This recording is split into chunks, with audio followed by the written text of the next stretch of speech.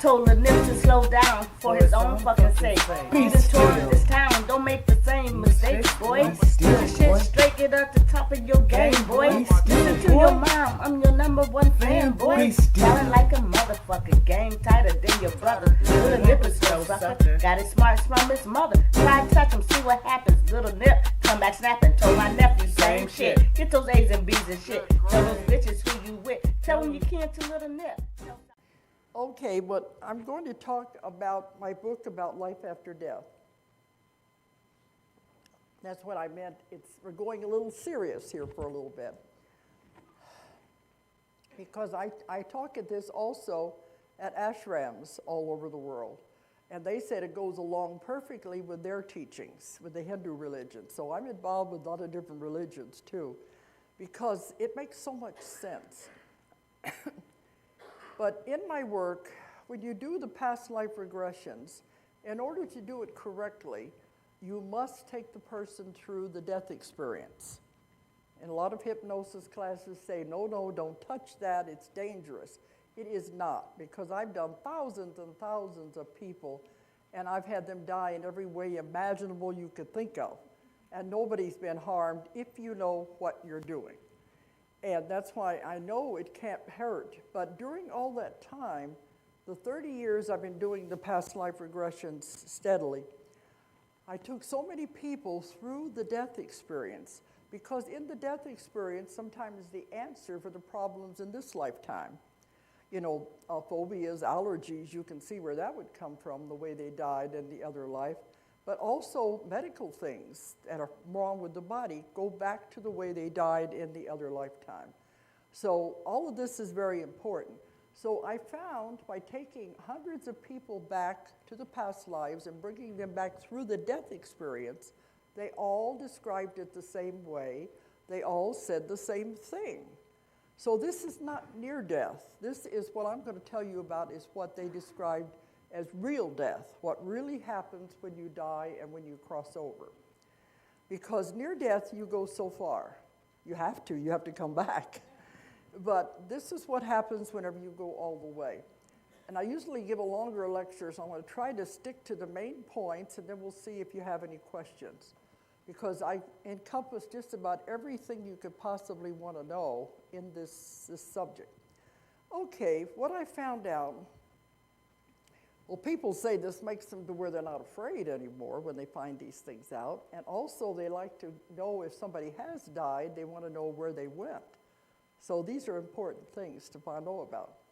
Okay, when the person goes through the death experience and they're dying, they said the first thing, they feel very cold. Then the next instant, they're standing by the bed looking down at the body. It's that quick. They say it's just like getting up from one chair and sitting down in another chair. You just slide right out of the body. So they're standing next to the bed looking down at the body, and they'll say, gee, I didn't know I looked that bad.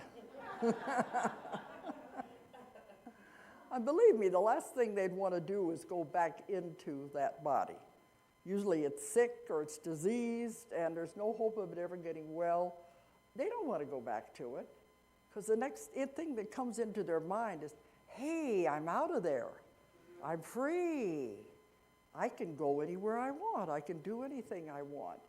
So that's what they want to do. They want to go on. They want to go home, really.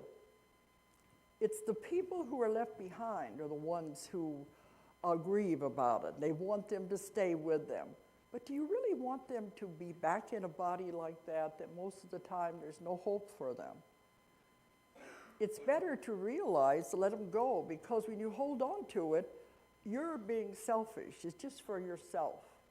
I'm going to miss them. I want them to be with me. I don't know what I'll do without you, that kind of thing. It's a selfish thing, because really, the parts I'm going to go through is you make a contract when you come in. And in this contract, you also make an exit plan. So all of this is planned before you ever come into the life. So the person is ready to go on. They have completed their mission. They have completed everything they were supposed to do. They don't know this consciously, but it is part of a plan. So the person who is grieving doesn't understand that.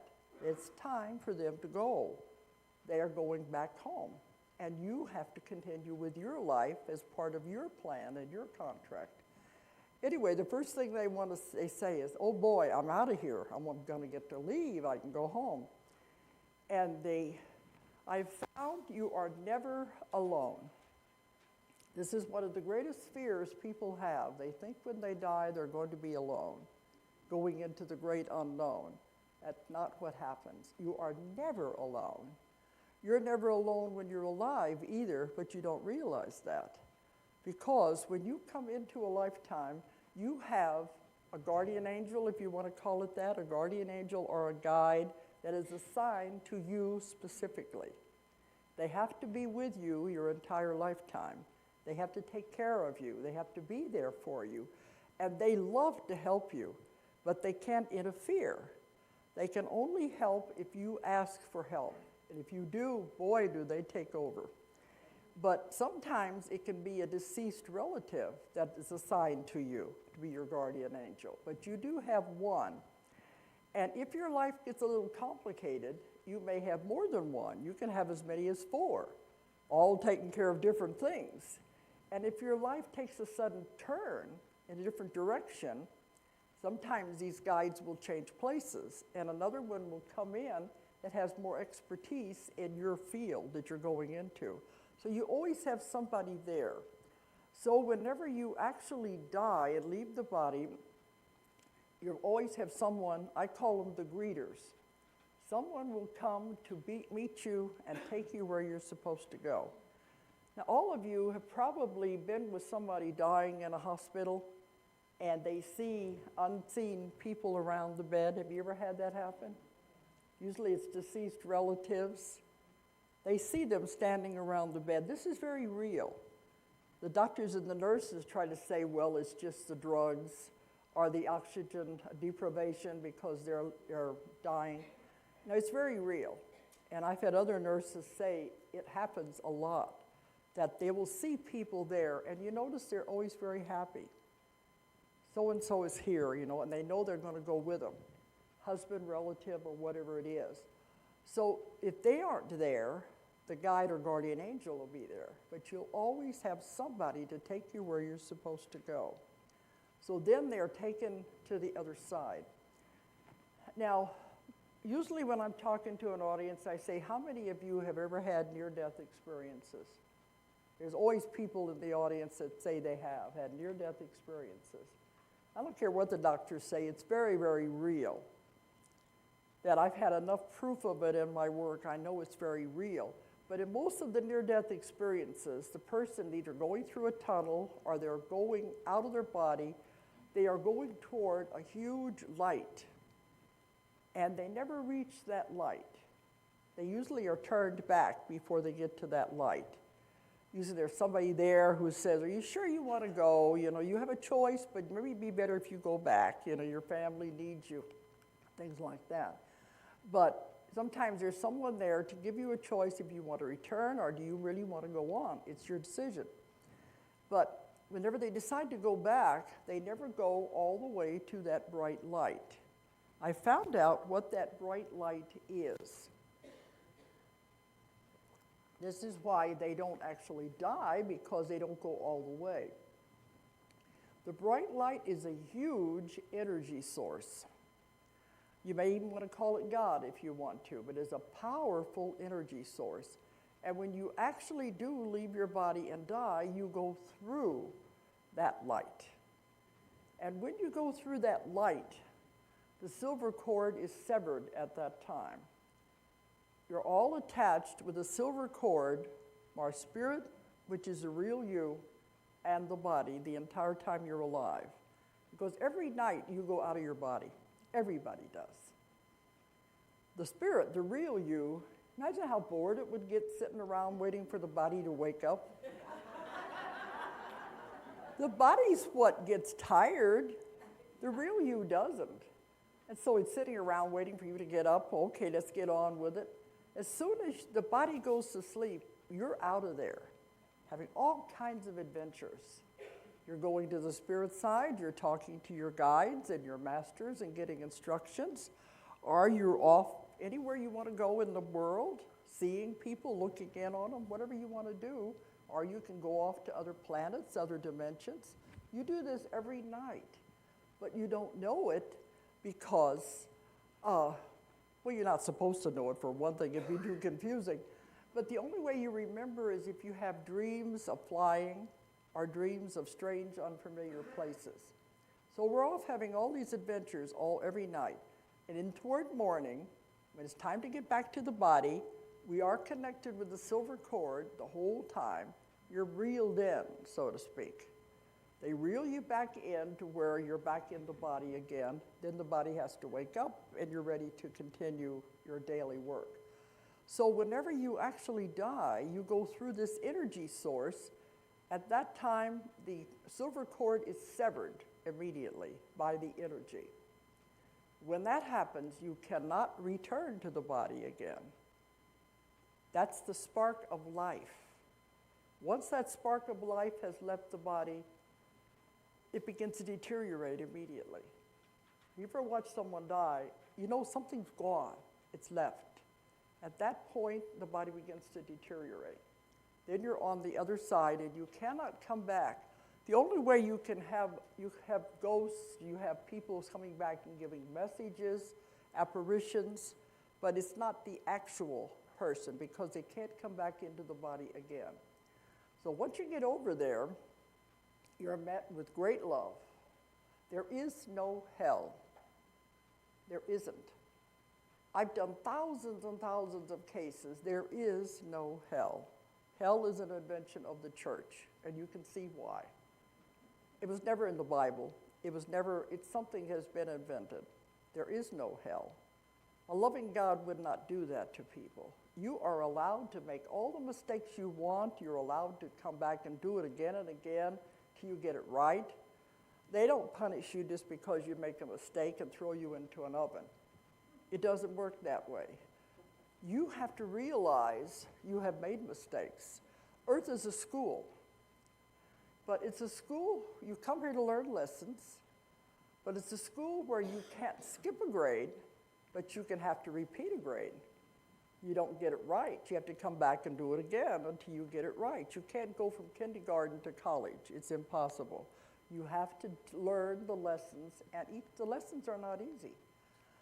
Earth is a school where you learn emotions and limitations. Those are the two main things, emotions and limitations. Those are not taught on other planets. This is a very challenging planet. So you come here to learn these things, and it's all important lessons. I tell people, everyone has bad things that happen in their life. That's life. But what did you learn from that bad thing? If you learned even one thing, that was the reason for the experience. If you say you didn't learn anything, you're going to have to come back and repeat it again, the same circumstance. It's all teaching us something. And that's what it's all about. It's not easy. Life is not easy. The problem is, when we come back, we don't remember why we came for. But I'm getting ahead of myself. Okay, once you get over there, I have found 3 different places that you can go to. Now you go to the place that you are tuned to by your vibration and your frequency, because you can't go to anything else. You have to be vibrating at that frequency. And as you become more advanced, as you learn more, each time you die, you'll go a little higher and a little higher. Different places over there, because of the vibration and frequency will match as you grow. You don't want to keep what I call the wheel of karma. You just keep going round and around and around, making the same mistakes. You're not going anywhere. You're not advancing. You're not doing anything. You're just playing the same old game again and again. That's what we have to get out of that rut. So the 3 places that I have found, it's the lower astral is what I'm going to talk about first, the lower astral. And of course, all these places are divided into many other compartments, also depending on your frequency. The lower astral, I don't think anybody in this room is going to have to worry about. Those are those people who we might consider earthbound. They have lived in such a negative life that they don't realize they can go anywhere else. All they know is life. And these are like the ones who are the murderers, the drug addicts, the alcoholics, the ones that are, they just don't want to come out of where they are, the very negative people. When they die, they don't know they're dead because they think they're still alive. They don't know anything is going on. And they're so confused because they have died in this kind of a condition that they keep trying to get back into bodies, which you cannot do.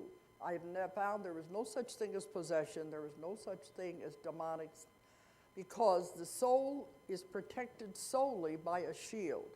But they will try, and you can be influenced if you're drinking or if you're on drugs, you can be influenced by these kind of entities.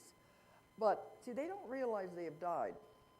And what they're trying to do is get the same sensations they had through osmosis, hanging around people who are drinking or who are on drugs or who are killing people in back alleys, trying to get the same sensations and pleasures they had when they were alive.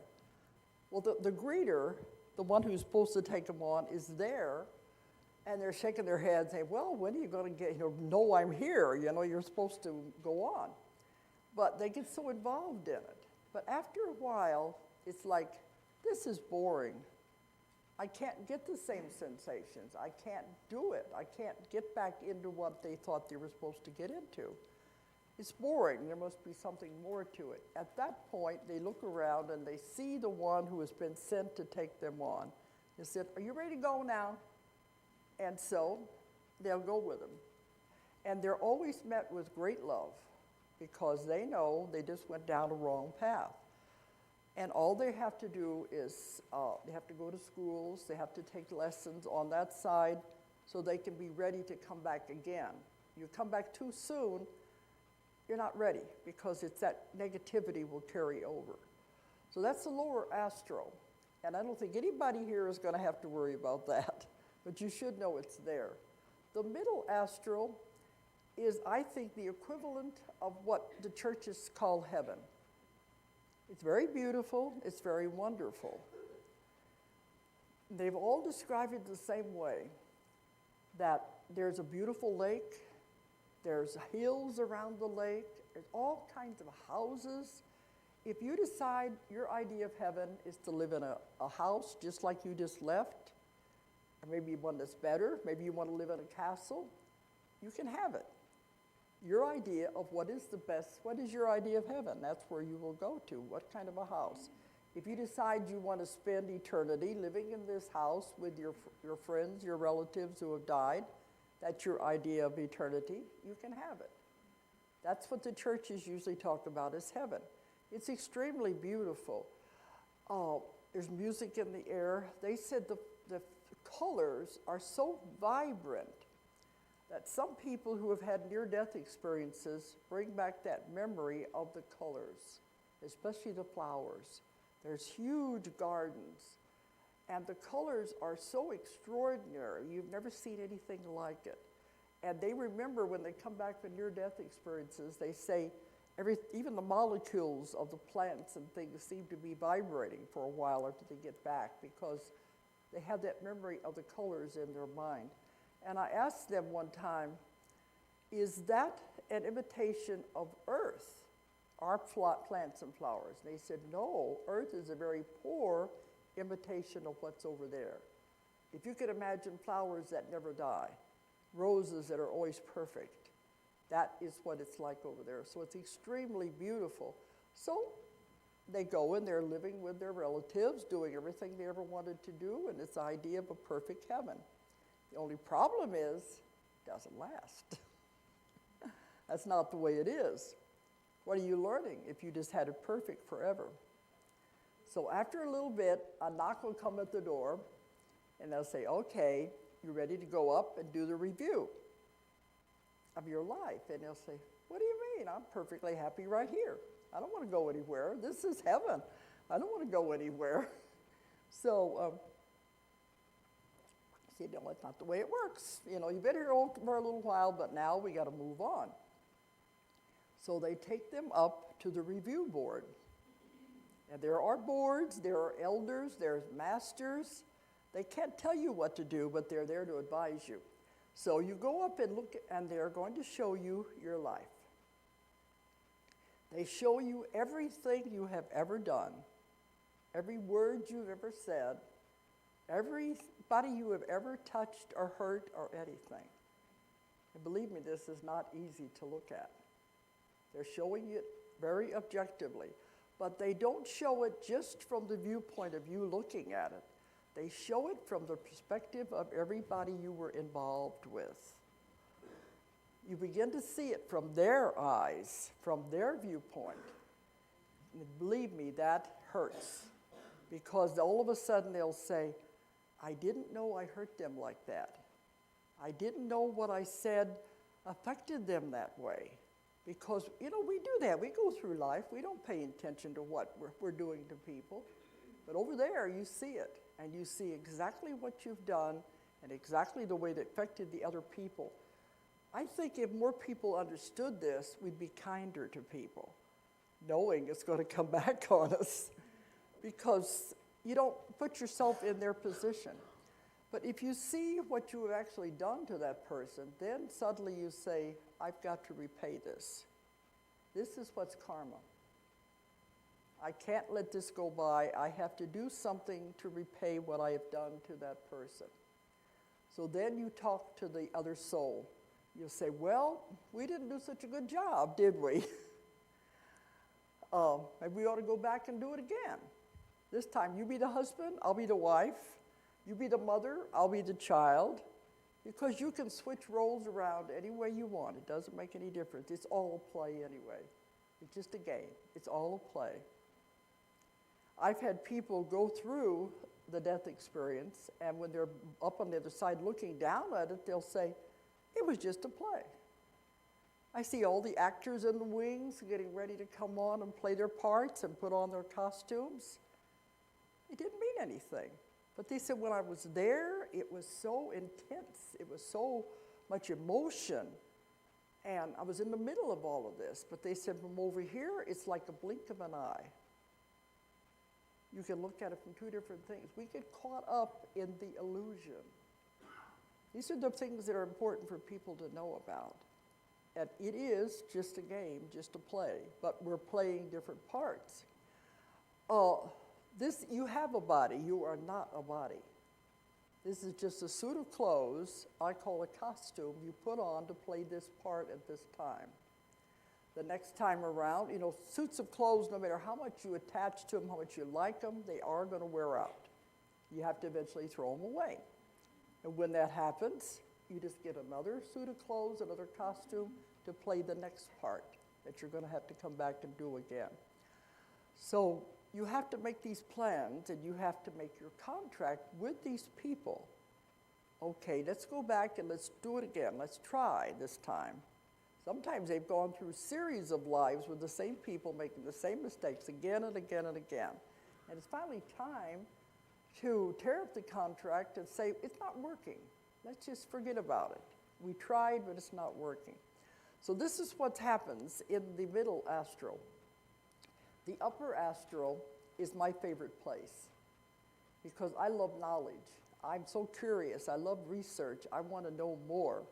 The upper astral is where the schools are. And the Temple of Wisdom complex is my most favorite place. And you got to remember, in my work, I've heard hundreds and hundreds of people describe these same things again and again and again. If they all describe the same things without knowing what the others have said, to me that gives it validity because it's like a scientific experiment. But they describe the Temple of Wisdom complex. It is composed of many different parts. They're like huge temples. They look like Roman temples with the big pillars. Well, one of the parts that they talked about is the healing temple. And I was told I could do a great service to people to let people know about this because you don't have to die to go there. You can go there in meditation. You can go there in your dreams at night to the Temple of Healing. And they showed me long lines of people lined up. They've just died, and they have to go to the Temple of Healing first, like a cleansing, before they can go on to where they're supposed to go. And as they come in, there's always a guardian of each one of these parts. And the guardian of the temple, you know, the greeters brought the person in. They take the person into the center of this dome-shaped room. And the top of the dome is full of beautiful stones of every color you can imagine. And the light comes down. It is just beautiful, shining down on the floor. And the person stands in the center of this and is bathed in this beautiful light. And what it does, it takes away any residue of anything that you've gone through, maybe the death or anything you've gone through in that life. It just washes it all away so that you can go on to where you're supposed to go. But they said if people wanted to go there and be healed, they could also picture it and go there at night, because they said they can tell the ones who are not dead. They see the silver cord trailing behind them, and they know that they're there for a different reason. Another part of the Temple of Wisdom complex is the tapestry room. And I've written about this in many of my books. The tapestry is huge, and it goes for miles. It's on one huge wall. And the people that have seen it said it's almost like it's alive. It's a fabric, but it's like it breathes. It's almost alive. And in this tapestry are many, many threads. Every one of you has a thread in the tapestry. It's the thread of life. And it's the story of your life is in these threads in this tapestry. And it shows how it all interweaves and all interconnects, how we all affect each other and how we're all connected together. So it's like you're one, but you're also everything. So everybody affects everybody else in some way as it all interweaves. And they told us that it'd be very important for people to realize you don't know how much you affect other people. What you say, what you do affects everyone in your life. This is because we're all interwoven and we're all affecting each other. So the tapestry of life is very important. You can see we're all, once you understand these things, there's no prejudice, there's no judgment, because we're all the same. We're all trying to learn something and get out of this rat race off of the wheel of karma. We're all here for the same reason in this school. You can't judge people. They're just at different stages of their growth and different classes that they're taking.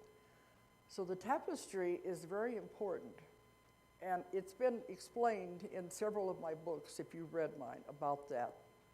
What happens when people go into the tapestry and go on the other side into our concept of time. Okay, and my favorite place is the library. Because every time I go there, there's always a guardian. Now, I don't go, I'm taking my person there, but I feel I've seen it enough that I know what it's like, and it's beautiful. There's a guardian of the library. So when you come in, well, I come with the person, and the first thing they want to know, oh, okay, it's you again. What do you want to know now?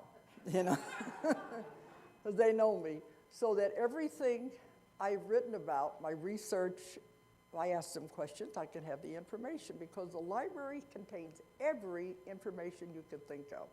This is how I got the information I wrote about Earth mysteries, about Atlantis, all these things by going to the library. Because the library has everything that is, all the knowledge that has ever happened and all the knowledge that ever will be, that we cannot possibly imagine, is all in this library. So to me, it's a most favorite place. And if you want, you can see it as books. You can see it as energy. People have asked me about the Akashic records. They're there also. You can have access to them. But this is the way you want to obtain the information. You can do it by reading or by accessing the scrolls or however you want to get it. But there are other ways to do it also, and this is how I've got a lot of the things I've written about. Along the sides of the library are rooms. In these rooms, it's rather like going in Star Trek in the holodeck. You step into those rooms, and if there's something you want to know about, it appears around you, and you're right in the middle of it, and you can see it happening. And that's how we found out about the lower astral. We didn't want to go there. They just took us there and showed us these things. So when you're in the rooms, you can see anything you want and have all knowledge that you want. So you can see why I love this, because this is where I get the things I write about, is in the library. It's just so wonderful. So that's the library. And the other places are the schools. Now they said in these schools, you also go to the level that you vibrate at, your frequency is at. You know, my idea of heaven, what they always talk about, floating around on a cloud, playing a harp, that'd be so boring. That's not for me. I'm always looking for information. My idea of heaven is the schools. Because in these schools, you can have all knowledge of anything you possibly want. Everything is possible to be learned over there. So I asked them, okay, if you can learn everything there is over there, why do you have to come back to Earth? Wouldn't that be easier? They said, no, because over there, it's like book reading versus hands-on experience. You can read about it, but you're not experiencing it. And they said you do. You learn a lot, but it'll take much, much longer because you're not having the hands-on experience, the interaction with people. Because they said, yeah, you can read about love, hate, jealousy. You say, well, it's not hard. I can do that. But you get down here, and you get in the middle of it, everybody else's emotions. It's not easy at all. But you learn so much more than you would over there. It's just like if you went to college and took chemistry, you're in the laboratory. You can read about chemistry, you can read about the chemicals, but do you really understand it till you go into the library and start mixing the chemicals? You have to have the hands-on experience. The same way with learning auto mechanics. You can read about how a motor works and how to tear it apart and put it together, but do you really understand till you go and start taking it apart and putting it together? That's the difference. So they said that's why we choose to come back, because we can learn faster, we can pay our karma back, and we can be finished much easier. So we choose to come back, and we make our contracts with these other people. Now there is nobody sitting up there on a throne judging you and punishing you. People blame God for everything. Believe me, he is not doing this at all. You do it to yourself. You can't blame anybody but yourself. They say, I don't remember writing this script, but that's exactly what happens. You're the one who's writing this whole scenario.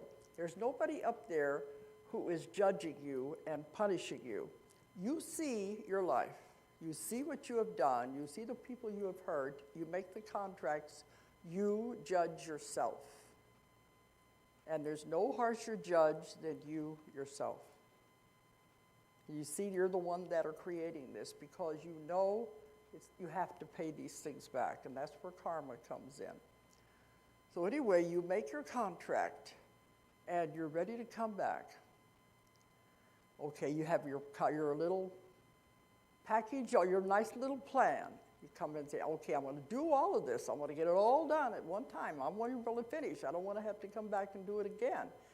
This earth is hell. They've told me that many times. Earth is hell because that's where people hurt each other. It's not what you think it is. So that's why they don't want to really come here, but they know they have to in order to get it all worked out. So you make your plan. And the guides and the guardians and the elders and the masters are working with you as you're trying to make your plan. And sometimes they will give you 2 or 3 different scenarios you look at. This is the lives you can pick. Which one do you want to do? You want to be a man? You want to be a woman? Do you want to be an Eskimo? You want to be an Indian? What do you want to do? And you pick your scenario of what you want to be.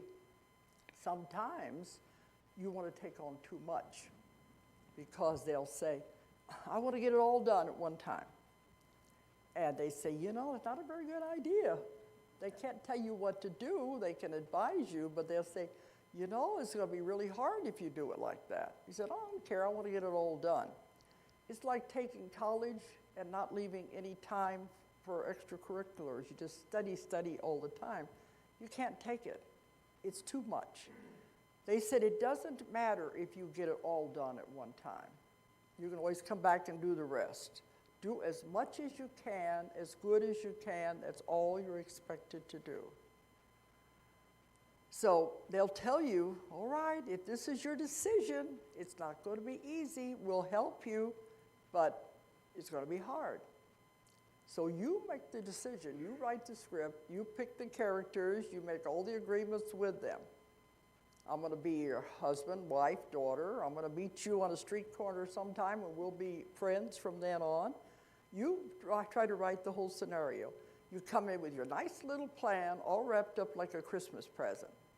The problem is, this is a planet of free will. So everybody else is coming in with their nice little plan. So it's all going to clash. So what they always say about best laid plans, I've had them go through the death experience and they'll say, what happened? I had it all figured out. Life happened. So it's not perfect, but that's what it's all about. We're learning. We're learning lessons. We're trying to get better at it. We want to get off of the wheel until we can be finished and return to God and never have to come back here again. That's the idea. So we come in with our plan anyway. And to make it even more complicated, you're coming in with your plan, but you can't remember. Not allowed. What are the rules? Over there, everything is so clear, so plain, makes so much sense. But you come in, the blinders come down. You forget everything. And I asked them, I said, wouldn't it be a lot easier if we knew why we were coming here? We remembered. If we knew our connection with all these other people, wouldn't that make it a whole lot easier? They said, no, it wouldn't be a test if you knew the answers. So you've got to come in totally blind to everything. And what they call it, the blinders. And when you die, it's all taken off, and you say, oh, look at this, you know. Then you're back with total knowledge again. But when you come in, it's all shut down. I've had them go through the birth experience, and they're saying, gotta remember. Then they're born, and they'll say, I don't remember anymore. One of the reasons why babies, you know, they have to go for the first 2 years of their life learning how to crawl and to walk and to talk, because they're forgetting everything if they remembered anything at all. You've got to learn how to be a human being. It's not easy. During the first 2 years of a baby's life, it's still going back and forth. That's why you sleep so much. The baby sleeps so much. It's still going back to the other side, getting last-minute instructions and last-minute advice from the council. And this is why older people, too, you notice when they're getting older and you think they're going to die, they start sleeping a lot. They're actually going back and forth and getting their instructions, and they know when they're going to go. Now, I said in the beginning, they'll try to leave some time for some questions here. This is a big subject, and it's covered in, this is the book, it's called Between Death and Life. People always say, don't you have that backwards? It's supposed to be between life and death. No, it's between death and life. Whole new existence between what you think it is. I wrote this, it's been 15 years ago. It's in 20 different languages all over the world, and more coming. So people said it's very important, but it has all of the questions you could possibly want. It's a big subject, so I can't cover it all. I'm trying to hit the basics here. But, you see, where was I at there? Okay, you get down here then, and you have to start all over again with everything. Oh, yeah, the exit plan. Part of your plan that you make, your contract, you decide how you're going to die, how you're going to exit. You got to have a way to get out of the body. Nobody dies until they are ready to die. That may sound cold, may sound hard to understand. They don't know this consciously, but on the other part where they have made their plan, they know they are planning to go out at a certain time. They know how they're going to do it. They say, well, it'd be interesting. I think I'll go out in a train wreck. I haven't done that for a while, so let's try that, you know. You decide how you're going to do it. And you're the one that actually makes the plan of how you're going to leave the body when the time comes. You go out in groups. Some people come in groups. They like to be in groups, and they'll say, okay, we're going to go out on an earthquake. We'll go out together. Are we going to go out with 9/11? Nothing is ever an accident. It's all planned ahead of time. So when you know these things, you can look at all of this from a totally different perspective. That it's more of a plan to everything than you realize. When you understand that, you can control your life, just like Ron was saying. I give lectures on that too. Once you realize everything in your life you have put there, you have created, you have done it. People don't like that because sometimes their lives are a mess. But when they realize you have put it in your life, if you've created it, you can just as easily uncreate it. Once you realize the power that you have, we are a creative being. We can do anything we want. But I like to think sometimes if the person makes changes in the way they want to go out, they can stay longer if they want to. Because I've had so many different things like this happen. But really, when it comes time to go, you have decided to go. Dr. Bonnet, who spoke here the last 2 years, I published 3 of his books, and he's a wonderful man. He was 45 years as a doctor, and he was the head of a hospital, and he was trying to teach how our minds heal the body. And he said that when he was in the hospitals, they would have a code blue, somebody with a heart attack, and it was an older person. He was taking his own sweet time getting to the room because he said he knew they wanted to go. Why keep them here? And he was waiting for, they want to go, let them go. And he said a lot of times he'd be standing around the bed with the other relatives, and they're all crying and everything, and he was telling them, let grandma go. She doesn't want to be here anymore. They're the only ones holding on to. He said she's sick, she's tired, she wants to go. But it takes another way of looking at all of this. And I don't know if this is bothering you or not, but people say when they realize what it's really about and where they go, and it's so extremely beautiful over there, their home, and they're so happy that you wouldn't feel bad about it. So there's a whole lot more to it, but Julie, you back there? You want to get the microphone? And I've got time for some questions anyway. But there's a lot because I don't think there's any, some questions I wait because they're pretty serious. And so if I give a longer lecture, we try to cover a lot of these. So just cover as many questions as we can real quickly here. Okay. Well, go over there first. They had their hands up first. Okay. But it's a lot to this anyway. Okay. And I've spoken in unity churches about this, and the ashram said this fits in exactly with their beliefs too. Yep. This is kind of a silly question, but when you're out traveling and astral traveling at night, and it comes that 3 a.m. time that you have to get up and go to the restroom. I didn't get that what? Okay, when you're traveling and you have to wake up in the middle of the night. Oh, when you're out of your body. Does your cord does the cord come back in when your body becomes awake again You're for reeled that in. break? Yeah, you're reeled in when it's time for the body to wake up. This is like when you have to go back in when you have to go to the restroom. Oh yeah, the body is saying I need attention, so it brings you back in. Yeah. And the other question is, when you are ready to exit, do you have that innate knowing that it's they my know. time? They're ready to go. Okay. I would like to say some people have told me sometimes they wake up in the morning and they feel paralyzed and it scares them because they can't move. All it is the connections have not been put back together again, and the soul is entering the body again. You just wait a few minutes and it'll all be hooked back. Sometimes the person wakes up too quickly Maybe there's a noise or something that wakes them up before they're all the way back in their body. I had one woman said she went to the doctor, he spent $7,500 on sleep tests. And if all it was that she just wasn't hooked back up as she's coming back into the body. These things are simple to understand when you understand how it works. Okay, one behind, yeah. You're a mother, have been a nurturing mother, you pass away, and I understand part about going to heaven, following the light. I don't believe that they're up there playing golf and get to live in a beautiful house or anything like that.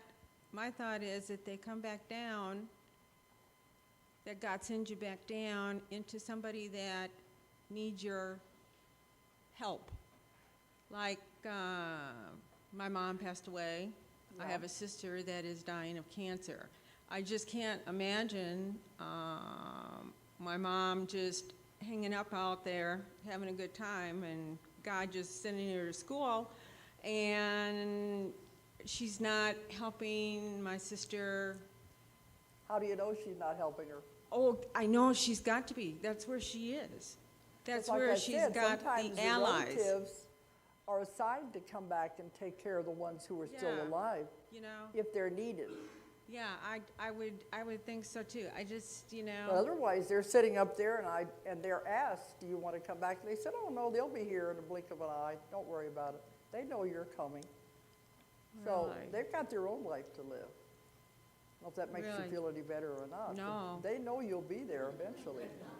Well, especially, you know, a child, you know, when a parent passes, okay, there's usually a succession that you Yeah. expect. And when a younger child dies, is in the. I have had that many clients come to me that their children have died and they're very upset about it. And during my work, we can contact the part of them that has all of the answers. And always says the same thing. Their contract was finished, they did what they had to do, they left. It affects us, but they knew what they were doing. That soul is never a child's soul, is never a baby's soul. It's been around forever. So it makes a decision, okay, I'll go in, I'll just live for a few years. Maybe my mother will learn something. Maybe the relatives will learn something. You have to look at it from a different viewpoint. Did you learn anything or not? That's the thing. So I do a lot of counseling with parents, because that's part of my work as a therapist. I do work with these people on their problems, and so I've heard this a lot, and it does help them. I had one woman who was grieving for her sister, and instead of going into a past life, she went to the other side, and she saw her sister walking toward her through this beautiful garden. And as she got up, she said, she's talking to her sister, and she says, what happened? We thought you were getting well. What happened? She said, it was my time. She said, let me go. Can't you see how beautiful it is? Live your life. Because it was her plan. But she said, can't you see how beautiful it is? Let me go. I said, I did what I was supposed to do. And you look at it from a different viewpoint like that, it takes a change of where we've been taught. But you can see everybody has their own plan, and your part in it is how do you react to it? How did it affect you? You learned something or not? You know? Okay, we got just a little bit. Just one more question I want to ask about something I've been wanting to know for a long time. This is not an easy subject, I know. I deal with this a lot, yeah? I've studied this subject a lot too, and I know a lot of the things that you've said, but the one thing I've always questioned is someone that comes in retarded, are they going to be able to, or many things that they come in with real severe ailments or something, are they able to make a big step in that one lifetime? Mm-hmm. Is that what that's about? Yes, because you make yourself sick. There are more souls in line for the handicapped bodies than for normal bodies. You can see why. Because usually they can pay back more karma in one lifetime than would take them 10 lifetimes to pay back. They're learning a lot, but what are they teaching others? The person who takes care of them, anybody they come in contact with. How do you react when you see a handicapped person? They teach you everybody they come in contact with. And you're learning something from everyone you see. So there are more people in line for the bodies that are handicapped and diseased because they're learning and they're teaching other people. When I see somebody who in a wheelchair or who is a retarded child, I just think, you chose a hard one this time, didn't you? It's a different way of looking at it. Okay, just a few more here. There have been accounts written of people who have had near-death experiences that have been very, very negative. I've And never had a negative one. But, I mean, I have chosen not to read those because I didn't want that in my consciousness. I have had them say if the person experiences a negative near-death experience, because that's what they were expecting. From the brainwashing of church and everything, they'll say you're going to hell, you're not good enough, nothing good can come out of this. They'll go to what they're expecting, but it's not real. So they don't stay there. They've told me that. If that's what you're expecting, you'll see it. But a lot of it does have to do with the brainwashing.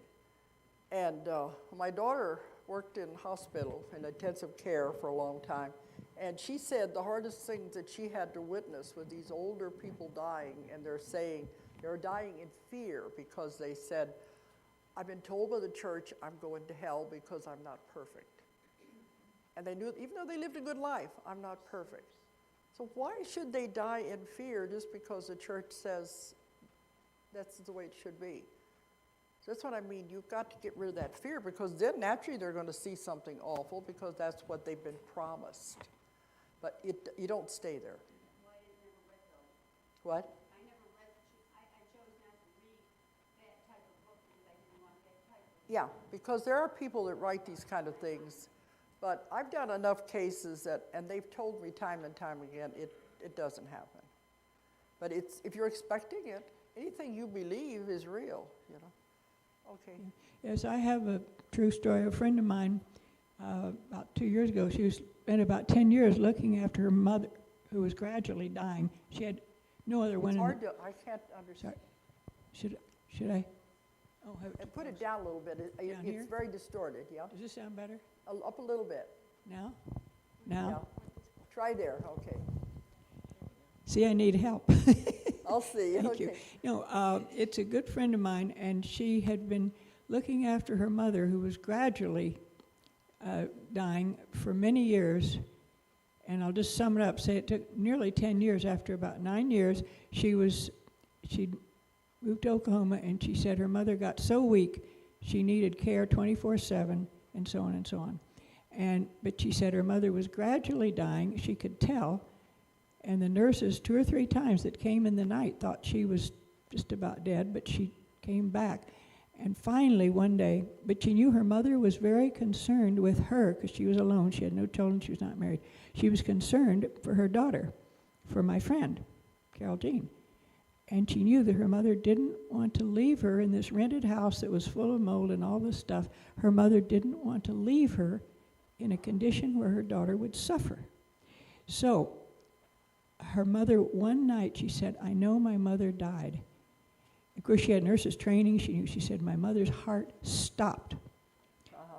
The blood test she gave her, she said, I couldn't bring her back.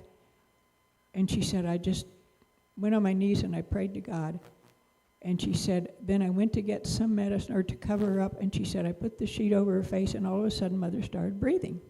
This was after quite some time. So her mother lived another year.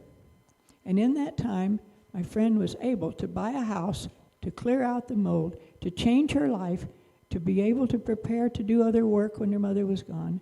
And a year later, almost to the day, her mother did pass on, and it was the same day that her father had passed on 15 years before. So she had a choice, apparently.